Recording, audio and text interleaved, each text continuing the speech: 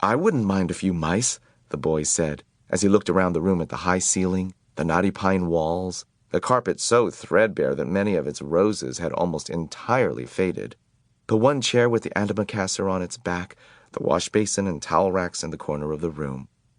I like it here, he announced. A whole room to myself. Usually I just get a cot in the corner of a motel room. His mother smiled, relenting. Then she turned to Matt. I'm sorry. It's just that it was so hot crossing Nevada and we are not used to mountain driving. Back on the highway the traffic was bumper to bumper. I'm sure we shall be very comfortable. After Matt had gone, closing the door behind him, Mr. Gridley said, I need a rest before dinner. 400 miles of driving and that mountain traffic, it was too much.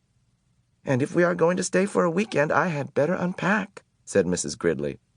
At least I'll have a chance to do some drip drying. Alone in room 215, and unaware that he was being watched, the boy began to explore. He got down on his hands and knees and looked under the bed. He leaned out the open window as far as he could and greedily inhaled deep breaths of pine-scented air. He turned the hot and cold water on and off in the wash basin and slipped one of the small bars of paper-wrapped soap into his pocket. Under the window, he discovered a knothole in the pine wall down by the floor and, squatting, poked his finger into the hole. When he felt nothing inside, he lost interest. Next, Keith opened his suitcase and took out an apple and several small cars, a sedan, a sports car, and an ambulance about 6 inches long, and a red motorcycle, half the length of the cars, which he dropped on the striped bedspread before he bit into the apple. He ate the apple noisily in big chomping bites, and then laid the core on the bedside table between the lamp and the telephone. Keith began to play, running his cars up and down the bedspread, pretending that the stripes on the spread were highways and making noises with his mouth, vroom, vroom, for the sports car, wee, wee, for the ambulance, and for the motorcycle, up and down the stripes. Once Keith stopped suddenly and looked quickly around the room, as if he expected to see something or someone. But when he saw nothing unusual, he returned to his cars. Vroom, vroom. Bang! Crash!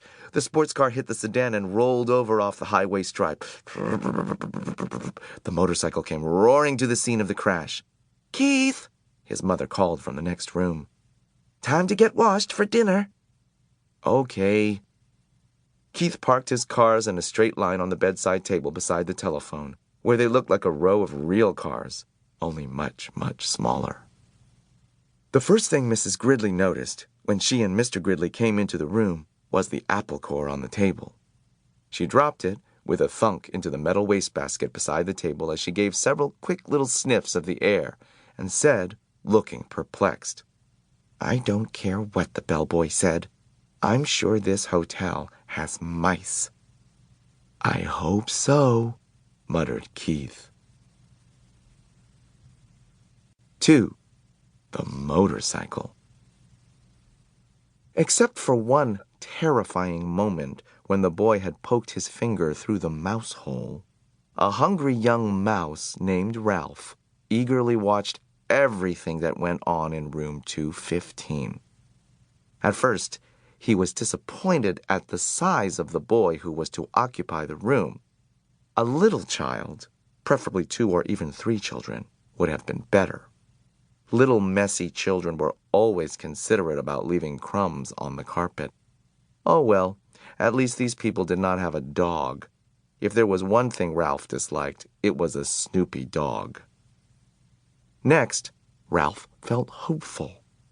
Medium-sized boys could almost always be counted on to leave a sticky candy bar wrapper on the floor, or a bag of peanuts on the bedside table, where Ralph could reach them by climbing up the telephone cord. With a boy this size, the food, though not apt to be plentiful, was almost sure to be of good quality.